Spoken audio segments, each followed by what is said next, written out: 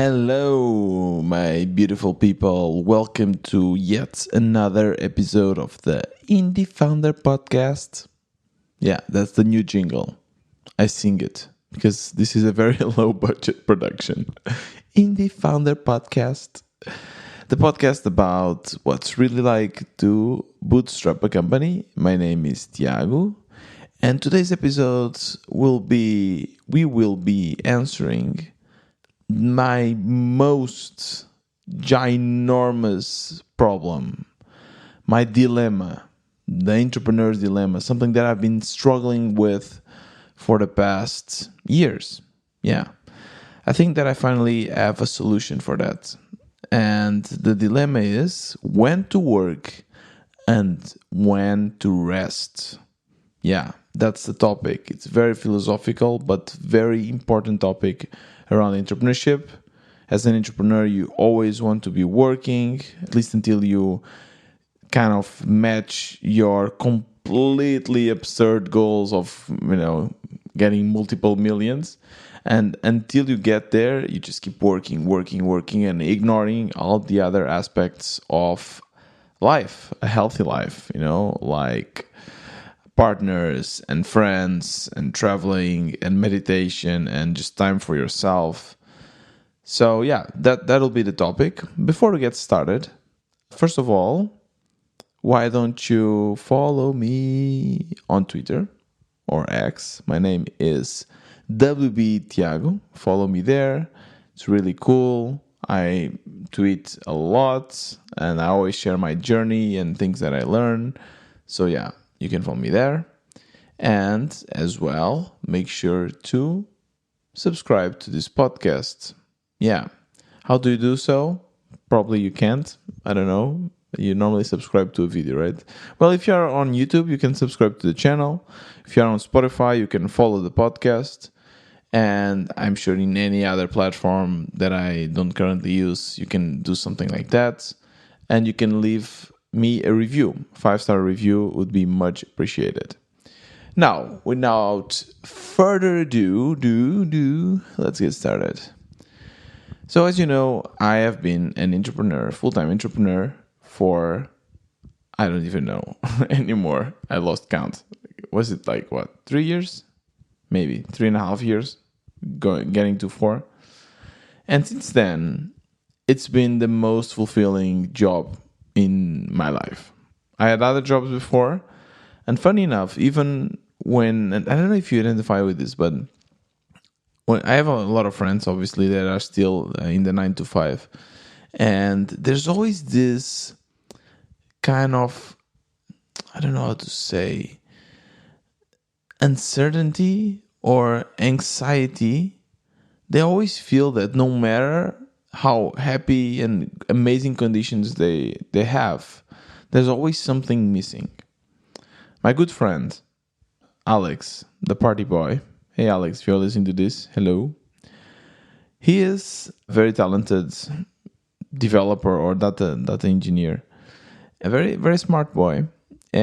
But he's always been also struggling with this. We had a nice conversation not too long ago about this, about how first he worked in a company where he had great conditions, nice kind of social and work-life balance, good salary, but they were working for 2 years in a product that was not out yet and it was not fulfilling.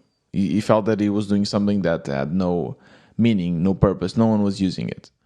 Then he went to another company, again, big company, with a lot of products out there, and with a very nice job, very good salary. But then again, he felt that he didn't identify himself with the mission of the company.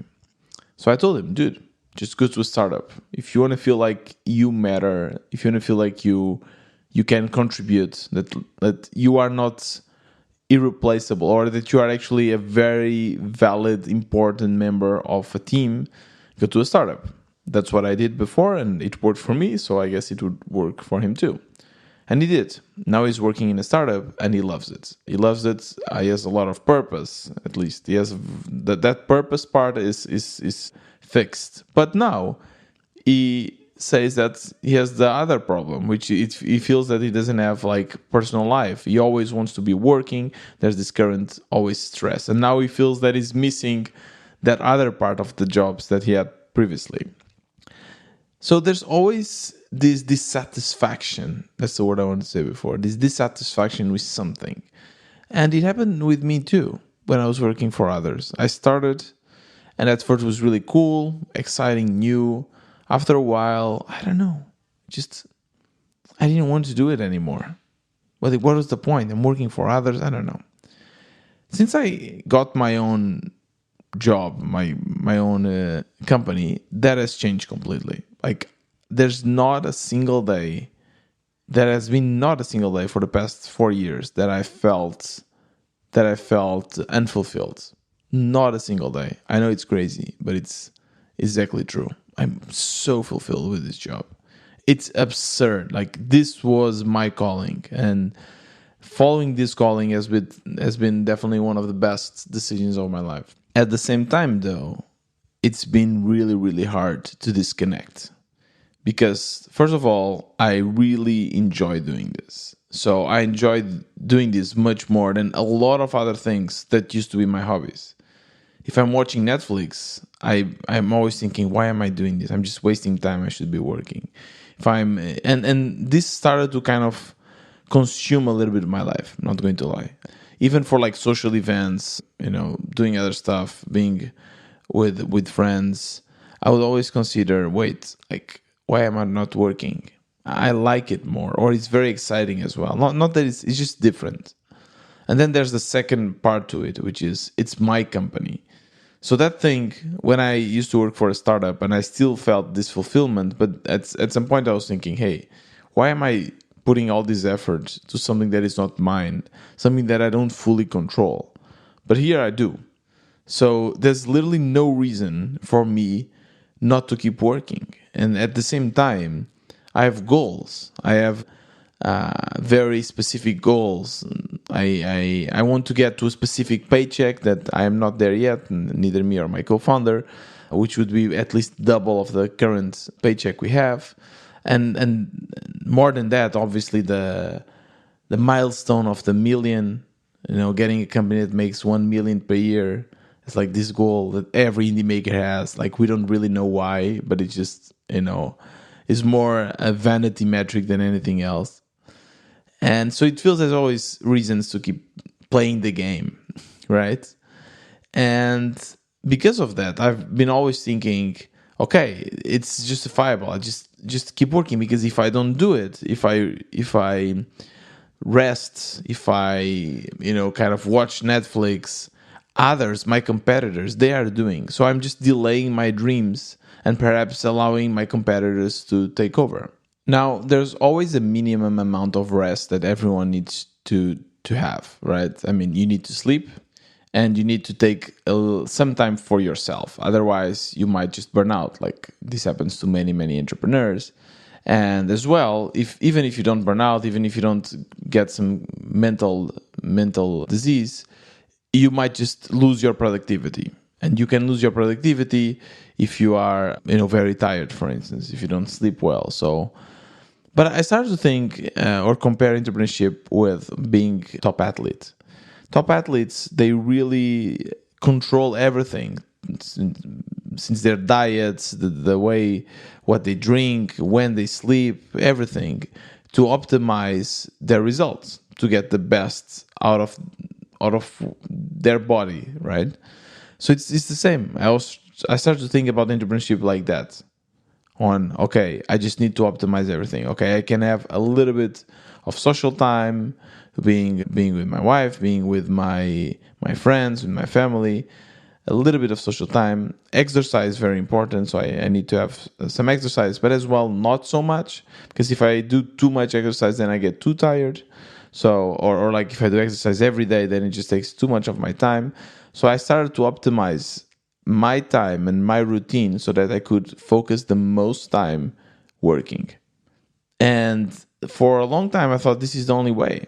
This is only the way. And I always thought of this when I was working at Trivago, my first company. I told this story before, but back then Trivago was at its peak. And it was a typical millennial tech company, with beers in the fridge and avocados and parties. And we didn't work much, really. Of course, we worked. Sometimes I would work. It depends on you, actually. So some people would work more than others. Sometimes I would work a lot. But other times, and you could see a lot of developers, still this happens. They work maybe 6 hours a day or something, because the market allows it as well, because there's a lot of demand for developers. But I always thought, okay, this is nice, this is really cool, but this is not the most productive a company can be, for sure, right? Like, if you're just giving so many things that are not work related to your employees, sure, they'll be happier, sure, maybe retention will increase, but in the long term, I don't think productivity will increase. So I always thought that in the end, even if I work, let's say, 16 hours a day and only the first 8 are productive, the other 8 are semi-productive, and semi-productive is better than nothing. So I'm still ahead. Compared to someone that is working 8 hours and just stopping. Recently, I think I found the solution, at least in my mind, to allow me to rest, because it always has been this duality, because I want to have time for myself.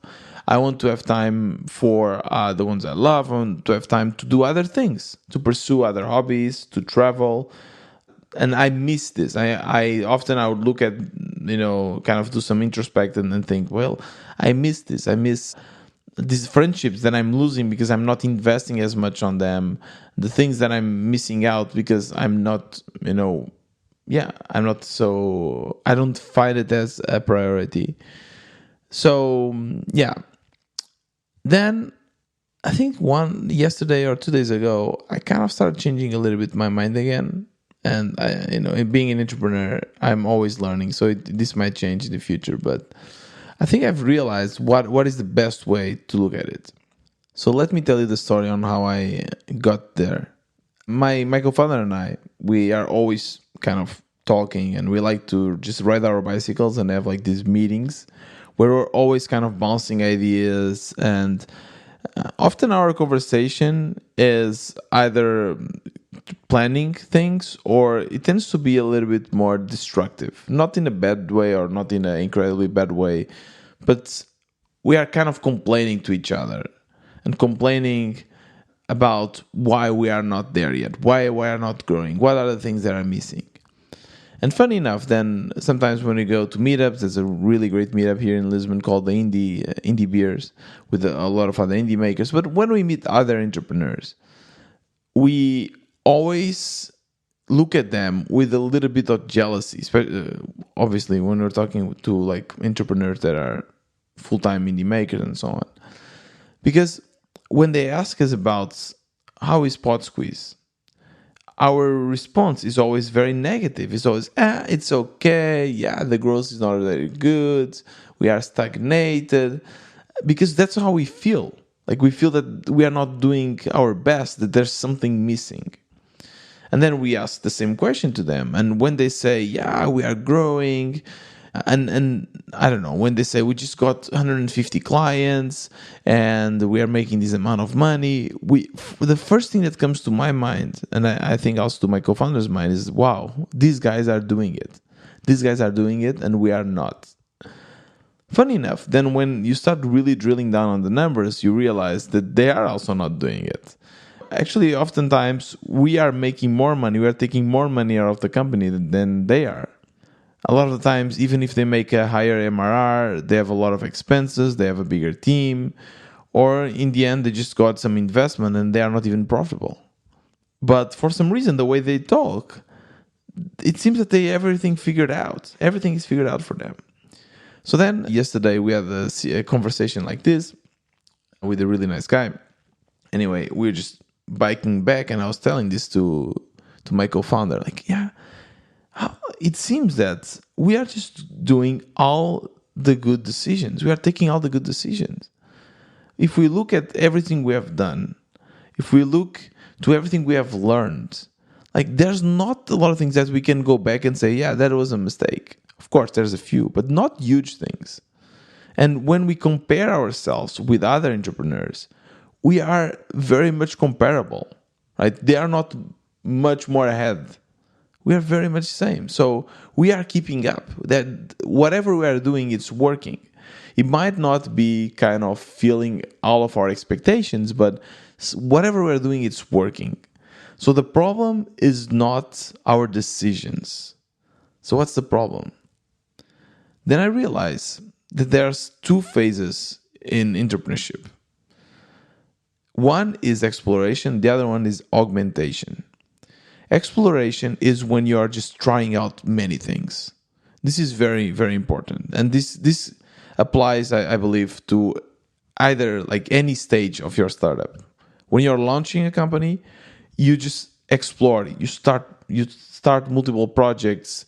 You make many tweets. You see, or you are in the lookout for certain indications, certain like a little amount of traction that is out of the ordinary, or people really asking you questions about something you said. That's how we find products that we want to develop. Actually, that happened with PodSqueeze, happened now with Rank Chase, our new product. I'll make a whole episode about it. Yeah, I was just, for Rank Chase, for instance, which is a tool for SEO, I was just tweeting about SEO because we are really into that. And I realized that for backlinks, a lot of people, every post, every tweet I would do around backlinks, people would get excited. There was like a little bit more engagement, a little bit more likes around those tweets. So I thought, maybe this is something. And then kind of we started exploring Rank Chase, which is a tool like a Tinder for backlinks. That's what Rank Chase is. So that's the first phase, exploration. The same, by the way, when you're for PodSqueeze, when your company is more established, we are always doing exploration on marketing. What types of tweets work? What type of marketing shall we do? Shall we do video? Shall we do SEO? Always exploring new things, always exploring new things. And then there's the second phase, which is augmentation. So this is when in your exploration phase, you find something cool, something that you think there's something there, and then you figure out how to make it more efficient, how to scale it up to the max, how to take all of the juice, to squeeze out all of the juice from that thing you learn. So if you realize that, let's say, LinkedIn posts for PodSqueeze around podcasting is something that works, then how can we make these posts every day or every 2 days? How can we take the most conversion of it, etc.? So those are the two phases. And I realize as well that a lot of the work that I'm still doing, a lot of the work that Joe and I, that is occupying most of our time, is work that anyone can do. I still code a lot, especially now with the new products. I'm like coding a lot. I write, and João writes a lot of the blog posts. We write all the Reddit posts, the Twitter posts. There's a lot of manual work. Sure, some of those tasks are already automated and kind of, or either automated or delegated to our team. But there's still I still feel, and this is what João and I always figure out, is that we always have a lot of ideas, a lot of things that we still want to explore, but in the end, we just can't explore them because we don't have the time. We are just too busy. So one thing that I've been kind of thinking is, hey, why don't you just raise money? Because if our problem is time, then we can just raise money. And let's say even if we raise 100K, 200K, we can just take that money and invest in people that we can delegate these tasks to. We can hire people that know things, right? So let's say now I am getting into cold emailing. Either I can spend 1 month figuring out cold emailing, or I can pay someone to do that for me. So why would I figure it out? Like, I mean, if I'm building a house or renovating something or fixing something that I'm not qualified to fix, I will hire someone. I will not try to figure out first, right? Let's say if it's building a house, I'm not going to build a house and figure out how to build a house. Like, I will hire someone to build a house for me, right? So why don't we do the same with entrepreneurship? So this was the first kind of thought. First of all, that we need to be more confident, That we cannot, when every time we're talking with others and even with ourselves, we cannot just say, yeah, we're kind of going, things are not working great, we're stagnated. No, we need to look at ourselves as professional entrepreneurs with a lot of experience and that we fucking know what we are doing. That's really, really important. Second thing, have you ever checked the statistics around wealth inequality in the US?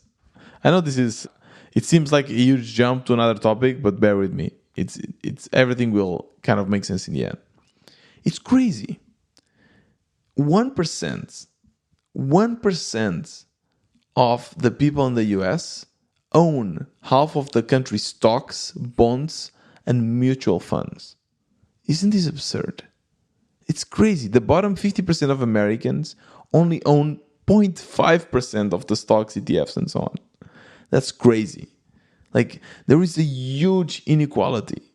The top 10% has so much more money than the rest 90%. It's absurd. It's really absurd. Just for you to understand, in 2023, the top 20% own 31% of the wealth of the whole country. And that's a lot.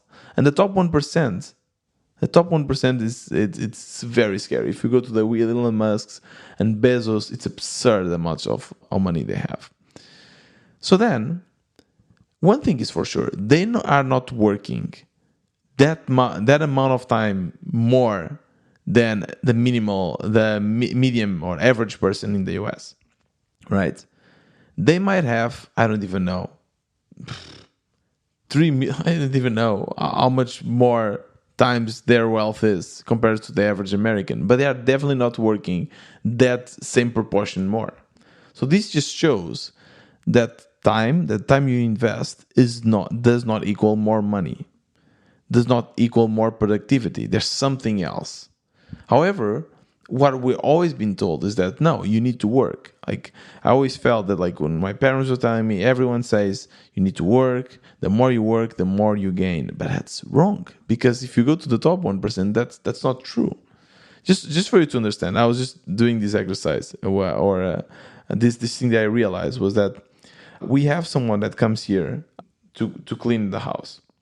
Very professional, does an amazing job, really. Like, it's definitely a great investment for me, because if I think about it, that's time that I have back. So I can let the professional do the cleaning, and then I have 1 more hour, 2 more hours each week that I can focus on my projects. And normally, because if I'm a developer, if I'm whatever, I make more per hour than the cleaning person.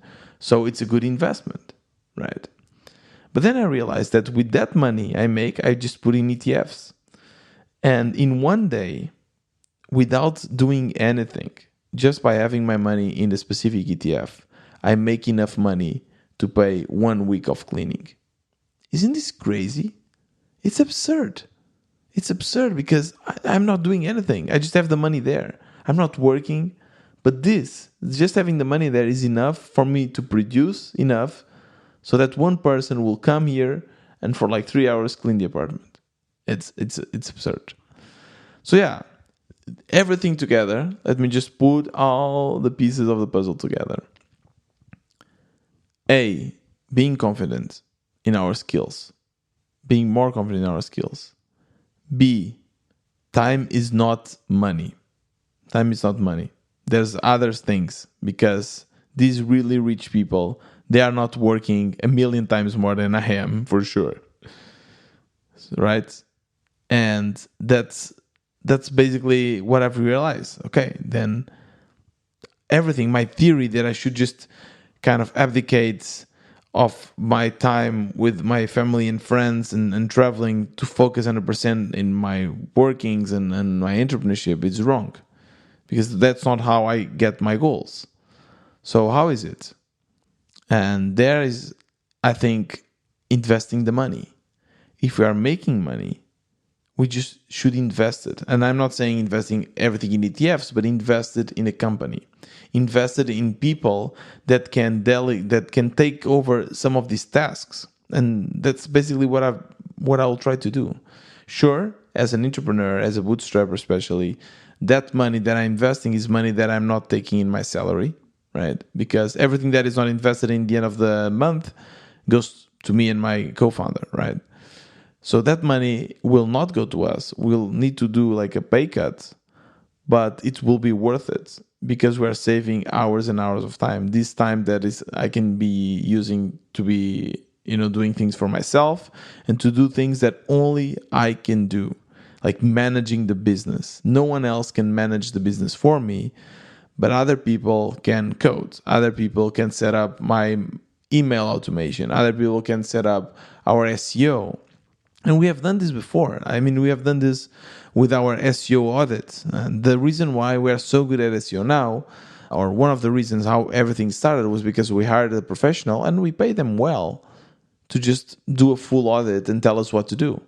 This saved us so much time of figuring out, of frustrations, because we hired a professional. So in the end, that's my kind of conclusion now, which is I will always try to delegate. No more spending hours and hours and hours coding, doing tasks that and other people can do. I might do the exploration. I might try to realize if a few things work, but in the end, the augmentation, especially, I need to give it to someone else. And yeah, that's basically it. That's basically how I figured out how I can allow myself to rest, to travel, to do other things, and still believe that I'm doing the best for my business. So in the next few weeks, I'll be trying out this theory, and then I'll keep you posted and I'll let you know if it works or not. Yeah, that's basically it. I hope you enjoyed today's episode of the Indie Founder Podcast. If you do, follow me on Twitter, WB Tiago. And yeah, that's it. I wish you a great entrepreneurial, indie making, bootstrapping week. And see you next Monday. Bye-bye.